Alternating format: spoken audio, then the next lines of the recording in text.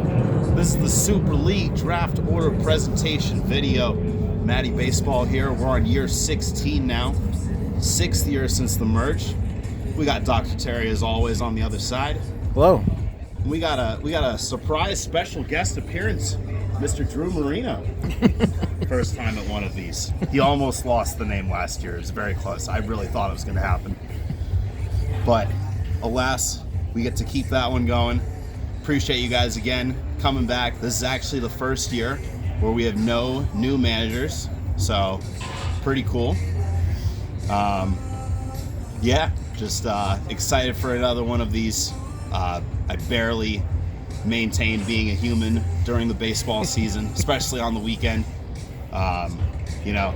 It's just, you love the competition, and what was I gonna say?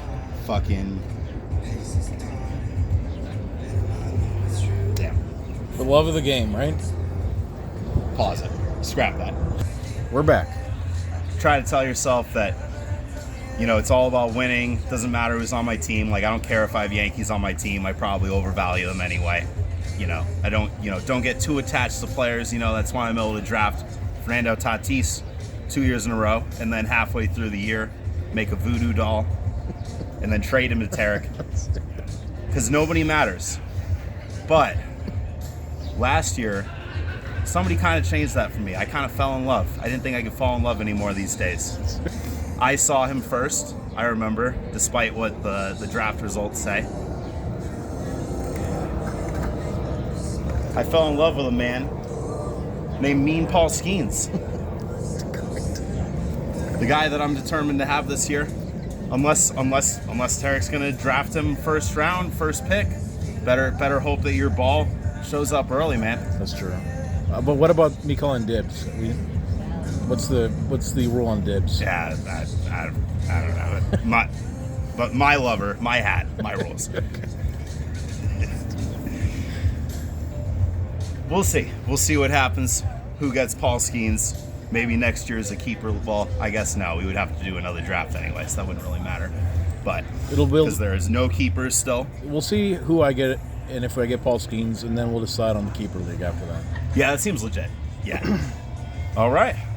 So let's get to it, guys. Done the bingo balls before. There was a complaint last time by Joe and maybe a couple other people that we don't actually show the number when we pick. And, we're honorable people. But I guess that's fair that we can show the number. You're going to get a nice close-up of my hand tremors. And that's fine. That's what people want, to make sure it's legit. People like Joe assume that we would cheat because that's what he would do. That's true. But, that's fine. That's fine. We can accommodate on this one.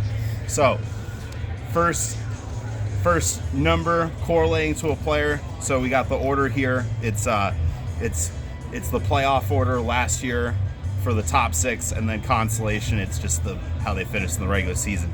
So the number 1 ball is going to be Spencer. Number 2 is Drew. Number 3 is me. Number 4 is Old Scott. Number 5 is Dr. Terry. Number 6 is Joe. 7 is Dan. 8 is Galen. 9 is Zach. 10 is the other Matt, the smuggler. And then we got Nick, and then Dog Scott at the end.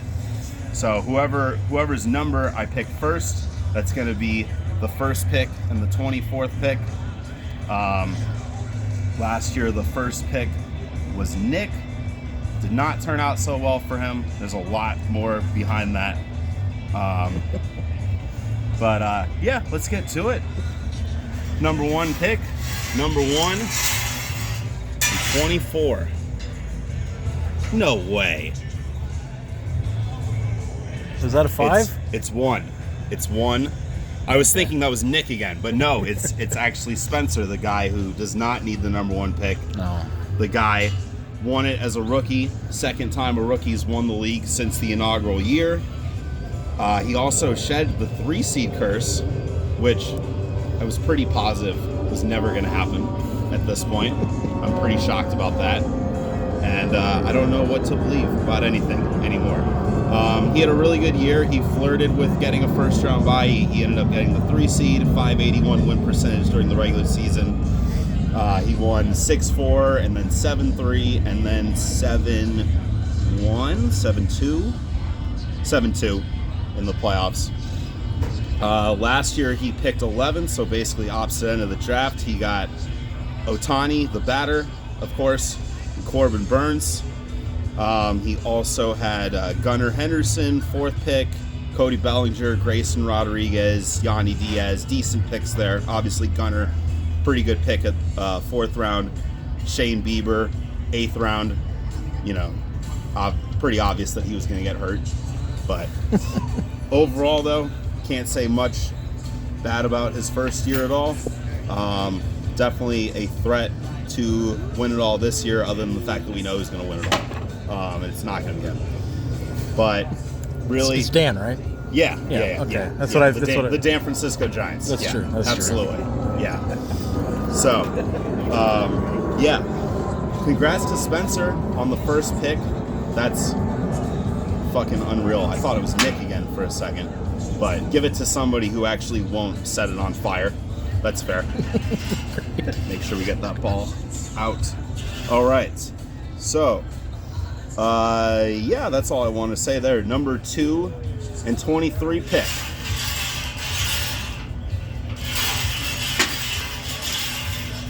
It goes to... Ooh. Number 3. That would be me. Wow. I've been the 10th pick 3 years in a row, actually. Well, okay, actually it was 2 years in a row, but it was 3 straight drafts because we had that redo draft where we lost the ball in there. So it's the first time in 4 attempts that I haven't had the 10th pick. Number 2, I love that pick, to be honest. I don't think I've had that high of a pick since the merge. And possibly much longer than that. This is very interesting. A lot of options. I like that. Fuck yeah. Let's go, man. Number 2 and 23. Let's see. So some of my stats: 583 win percentage overall. Last year, regular season win percentage 583. You fucking know you're getting out of me. You're the new Chris Davis. The new Chris Davis, but much better than 247. Yeah. Yeah. 19-11 in the playoffs. Last year I had the number 2 seed, lost in the semifinals to Spencer, won the 3rd place game. I had like I said, I had the 10th pick last year, so I was 10th and 15th. I had Fernando Tatis and Princess Shin, Kyle Tucker. It's such a love-hate relationship with him, the first half being the love, of course. Overall, I had a pretty good draft. Well, very hit or miss, actually. Ellie with the 3rd round, obviously fantastic pick. Pablo Lopez, but then Paul Goldschmidt, Royce Lewis, never again on Royce Lewis. Gleyber Torres, another never again. Clase, who I gave to Tarek, that was the one nice thing I gave him. Lane Thomas. Yeah, kind of mixed, but a few home runs there, and then made some other moves to, get into the Final Four as always. 13 Final Fours in 15 seasons, 8 finals. Going for title number 5. So, yeah, congratulations to me. The number 2 and 23 pick. Now, number 3.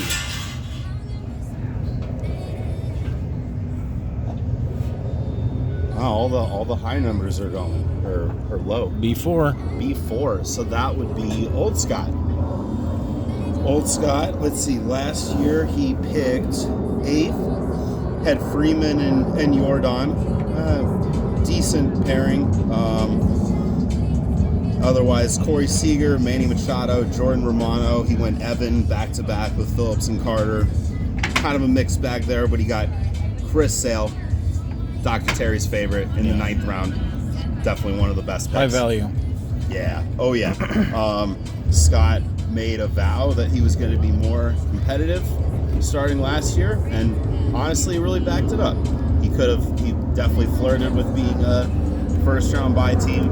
He ended up 4th, 1 and 2 in the playoffs now. 2 of those games are ties against Dr. Terry. Kind of boring.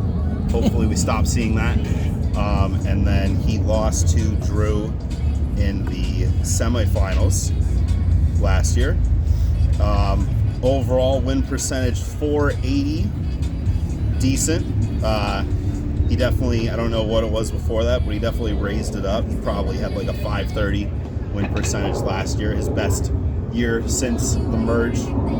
Probably, maybe his best year, including the ESPN leagues too, honestly. He was usually a low seed then. So, congrats to him. Number 3 and 22 picks are his. All right, and now we're gonna move on to number 4. Number 4. All right, finally changing up a little. B9. What's that say? B9. So that would be Zach. Zach, 9th in the regular season, 9th in the playoffs. He's had 3 years. First year was pretty rough. Last year was kind of close to that, but second year he did pretty well. He made the playoffs. He shocked Drew Marino. It was the last grasp of the curse of the 3 seed. So he's got a 1-1 playoff record. He's made a Final Four already in a short time. Not bad. Win percentage of 461. The bad years really kept him down there. He had the 5th and the 20th, that would be, picks. Corbin Carroll and Austin Riley. I don't really remember when Austin Riley got hurt. I mean, it would have been, not sure if it was during the regular season of fantasy, so I don't feel like that. I think would it really was. hurt him. I think it was. Yeah. Corbin Carroll. Not a very good year, I feel like, but definitely Sophomore slump, but he kind of came around at the end. Yeah. I think prognostications are still pretty high on him. Not 5 overall high. Other picks he had in the category of pitchers that will never stay healthy: Tyler Glasnow, Arozarena, Fromber, Tristan Casas, O'Neal Cruz. He disrespectfully named his team in an attempt to slight the real Cruz, Ellie, and he got fucking 9th place for him, man. That's what happens. That's what happens when you show disrespect. So, but anyway, congrats to you on the 4th and I think I said 20th, but it's 4th and 21st. I didn't write down the numbers exactly. Let's get that back in the center there. So, pick number 5, 5 and 20. Coming up here, we're looking at, thank you, 5 and 22. That is B2. That is Mr. Drew. Looking to get the number 1 seed again. 2 of the last 3 years. No one's ever had it back-to-back years. He's got the best win percentage since the merge, 576. Regular season finishes, he's gone 2nd, 6th, 1st, 3rd, 1st. So definitely a top player. 3 and 5 in the playoffs. He won 2 of his first 3. He's mostly lost since then, although he did take down Scott in the semis. Kind of unreal that he hasn't won, to be honest, after 5 years. And it sucks because we know he's not going to win this year because of good old Dan. So I don't know. That's a drought that I'm pretty confident is going to break at some point. So yeah, two finals appearances, 4 semis in 5 years. The other year he was a 3 seed. He had the 4th pick last year, and he took J-Rod and Ozzie Albies as his top 2 picks. Not great, but he kind of killed it for the entire rest of the top 9 after that. Lindor, Skubal, Max Fried, Alex Bregman, Cole Reagans, Will Smith, Jordan Musgrove, RIP to the shoulder. And then I didn't write down the 10th round was kind of a miss, but I mean, at that point, you know, when you fit so many on that in a row. And he got fucking Charity in Blake Snell. That's true. Fucking MVP of the second half, other than maybe Shohei. I kind of still can't believe that he lost. Although Spencer's team obviously really good too. He was missing the Ohtani factor. Well, most certainly, yeah. And it was 7-2, but it was a very close matchup the whole way through. He got did dirty.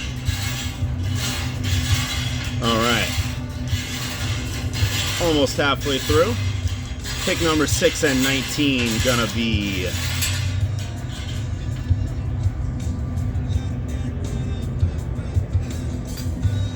Six. number 6, pick 6. That would be Joe. I knew I should have let him win. Huh? I knew I should have let him win last year. In the 5th place game. Oh, yeah. You're still on there, right? You haven't picked yet? No. Oh, interesting. All right. Yeah, so congrats to Joe on the 6th pick. He got the 3rd pick last year. Took Soto's and Devers. Kind of a best case scenario, I feel like, for taking Soto that high. Devers, I know, struggled with injuries the second half. Really good year overall. He took, later on, Pete Alonso, Logan Webb, Freddie Peralta, Kyle Schwarber. I feel like he has Schwarber every year. Zach Eflin, Chris Walker. Pretty good picks, mostly, I would say, there. Team definitely faded in the second half, but Dan outchoked him last year. Joe's run me the gauntlet manually, because at first I was just like, this guy really sucks. And then he got better for sure, but still wasn't really buying it. And then it hit a point. He was a top 3 team 3 years in a row. Now he's made the playoffs 4 years in a row, and like, this guy's almost inevitable to win. I would almost put him in the Drew category, and now I think I'm backing off that, because poor Osama bin Laden has lost 5 straight playoff games, 0-5, to start his career in the Super League. 18, 36, and 2 in the categories. They're all losses. There's no ties that he lost the tiebreaker to. 4 years in a row, now he has made the playoffs and lost. It's really, really hard to lose 5 playoff games in a row. I've lost 2 in a row once. You've lost 2 in a row a couple times, but I don't think more than that. Any of our top people, I feel like losing more than 3 in a row is kind of unthinkable. So he hasn't won a playoff matchup since he lost in the finals in that Super League. Or the ESPN League, yeah. Yes. Yes, that's right. That's another instance. Don't fuck with me, Joe. Yeah. I'm realizing I was going to say it was when he lost the finals to you, but then he beat you the next year in the first round. That's true. So Okay. you are actually his last playoff win. Great. But yeah, 0-5 on Yahoo. That's pretty rough, man. He's played better lately, so he's the one out of the 3 of us that were in the league before the merge that has a higher win percentage post-merge. So he's 509 overall win percentage with 535 post-merge. But like I said, 0-5 in the playoffs. So yeah, anyway, congrats to him on the 6th and 19th overall pick. Moving on now, pick number 7. We got some notable people on the board. We got a couple of defending champs. Did that just fall? I think it fell out, yeah. Well, that's definitely 11. supposed to fall out of there. Number 11, we'll count it. Number 11, so that would be Nick, who had the first overall pick last year. It didn't really do him any good. Ronald Acuna and Bo Bichette. Obviously, can't really blame him for Ronald Acuna. He was coming off a 40-70 season. Probably hit around 300, or maybe close to it. Probably under 300. You can't blame him for that one, but obviously you can blame him for drafting Josh Hader in the 4th round. Dropped him, I believe, week 3 or 4. Drafted Blake Snell 7th, knowing that Blake Snell didn't have a team and that he'd have to be patient with him, and then dropped him anyway in May. And then, that was, I'm going to be mad about Blake Snell for the rest of my life. I'm not going to lie. Great. That was really tough, and I guess I blew too much fab earlier in the year, is what I found out, because I couldn't get him. But and then he would try to defend it. It was very upsetting. Also had Yamamoto in the 3rd round. He missed a lot of time as well. It was pretty rough for him. His team started out kind of decent, but You know, the mistakes and bad luck combined, it really exposed him in the second half of the year. He had a win percentage of .374, only outdone by one dog. So yeah, congrats to Nick on pick number 7. And the good news is you can only go up from there, right? I would think so. Yeah, I would think so. This is what, pick number 8? Number 8 and 17. Gonna go to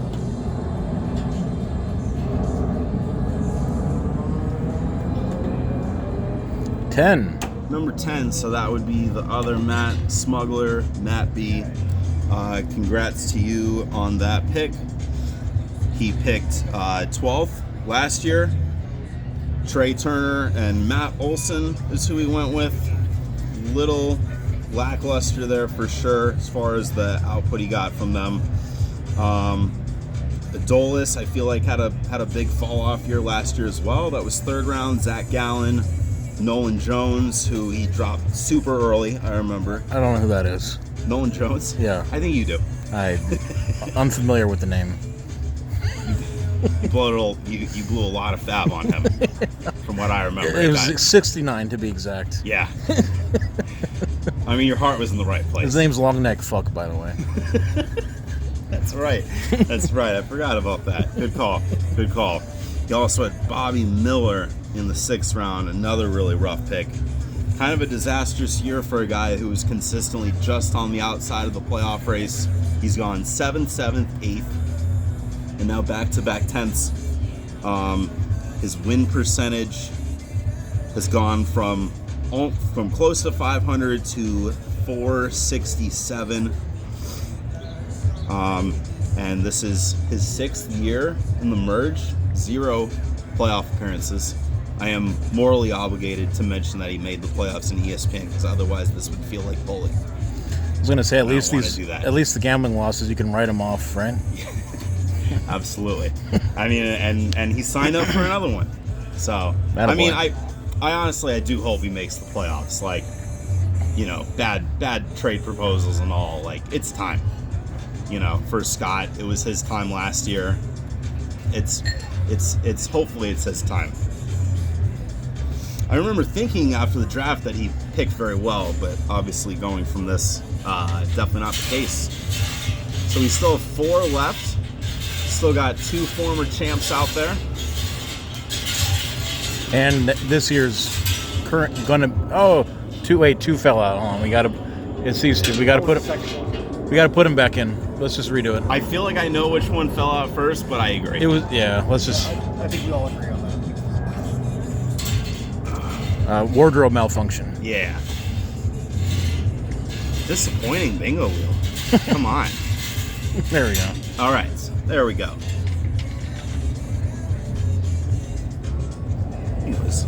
B8. He hasn't gone, right? Yeah, that's Galen. He hasn't gone. Galen with the 8th pick. He's had top 2 the last 2 years and has not been able to make that into a playoff spot. Last year was the very controversial Spencer Strider, 2nd overall.